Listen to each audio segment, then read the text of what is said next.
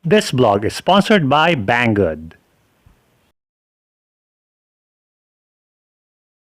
Hello guys, good afternoon. Ito si Jean. Welcome sa 11.9 Workshop. So ngayon guys, hindi mo tayo mag-review ng tools, pero mag-review tayo ng mga ibang mga gamit mula sa ating mga kaibigan sa Banggood. So matagal na pinadala sa atin itong mga ano na to, pero kailan natin review dahil naging masyado tayong busy, no guys?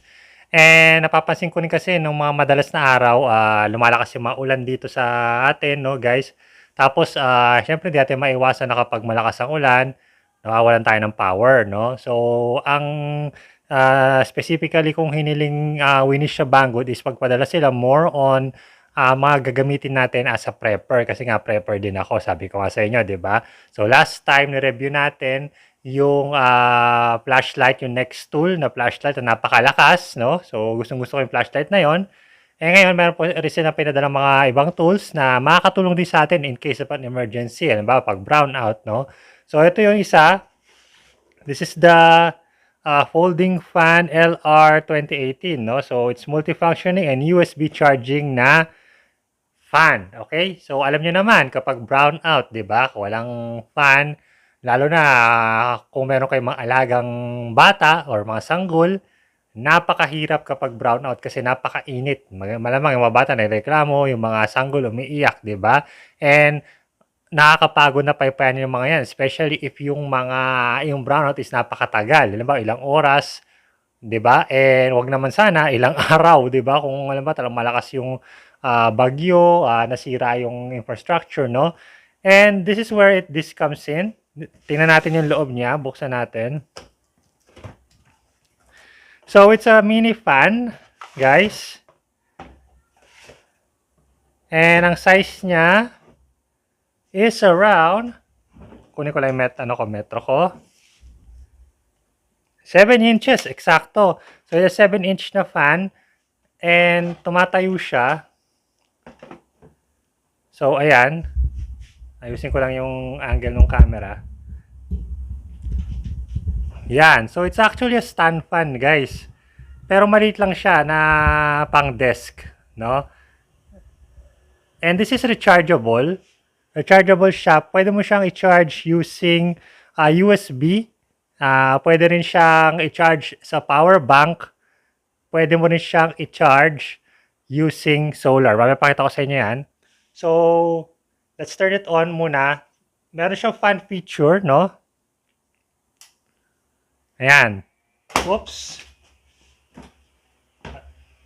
Dapat yata ganito yan. Yan. So, medyo top-heavy pala siya. Okay. So, ayan na siya. Yan yung pinakamalakas niya actually. And it's not that powerful. Hindi siya sobrang lakas. Pero in an emergency or in a brownout situation, that is already good, no? Yan yung pinakamalakas niya. Pwede mo pa siyang hinaan, guys. Kung gusto mo magtipid ng battery. Yan ang pinakamahina niya, no? So, kung malamig naman, alam mo, buwabagyo, pag buwabagyo, malamig eh. So, you need just the air na para umikot-ikot lang, di ba? So, that's good. Tapos, guys, pwede rin siyang emergency light. Ayan. So, it doubles as an emergency light as well.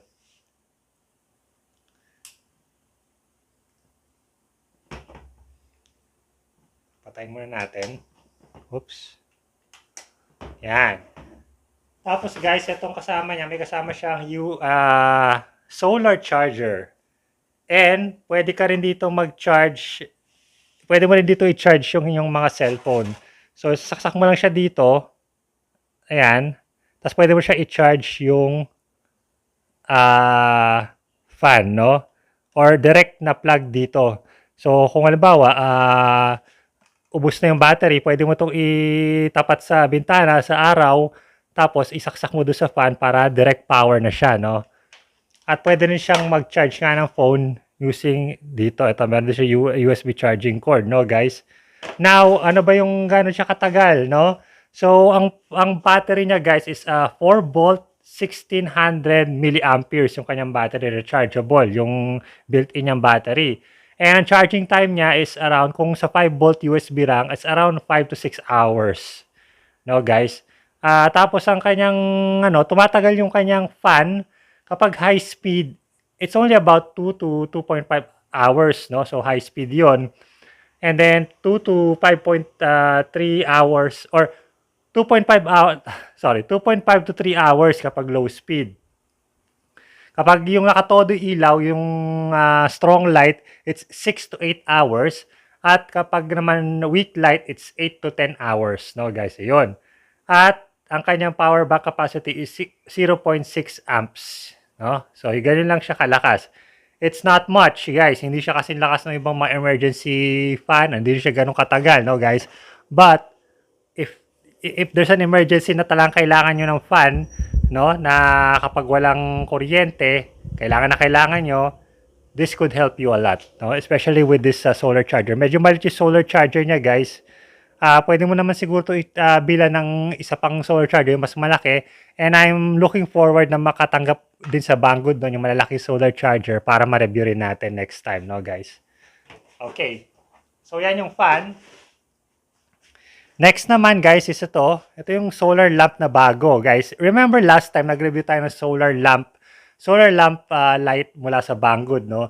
And yung solar lamp na yun is meron motion sensor and yung kanyang solar panel is nandun mismo sa lamp, no? This one, nakahiwalay.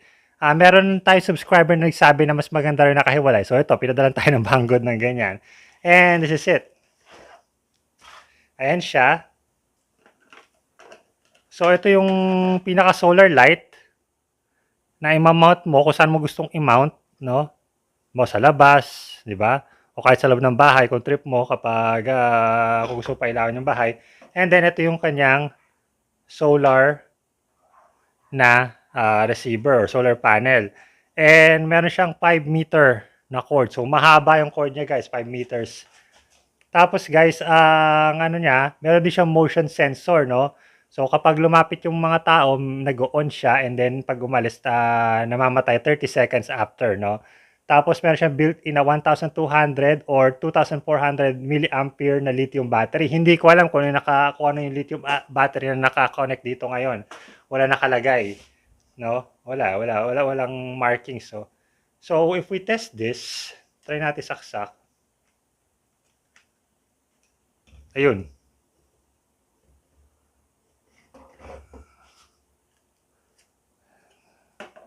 So yan, it works naman kapag hindi siya nakaka-detect ng ilaw, no guys?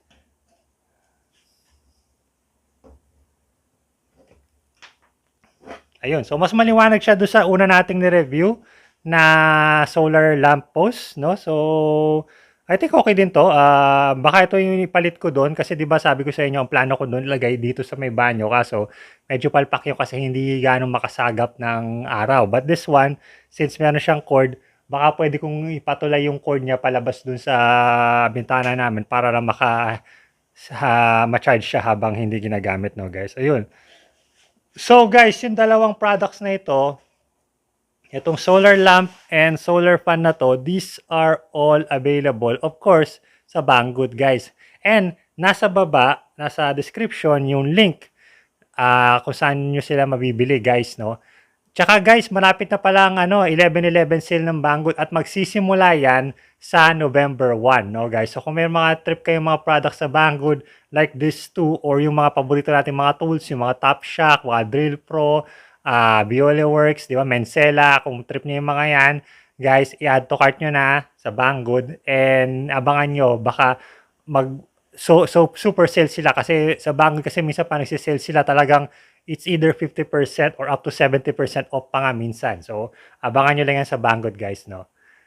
But in the meantime, guys, thank you so much for watching, no? And I hope na sana nag-enjoy kayo sa vlog na ito. Short vlog lang, no? Guys, next time, balik ulit tayo sa ating tables of modification. At next time, papakita ko sa inyo paano ko ginawa yung router table ng aking table. So, in the meantime, I'm gonna see you guys again next time. This is Gene from 119 Workshop. Adios!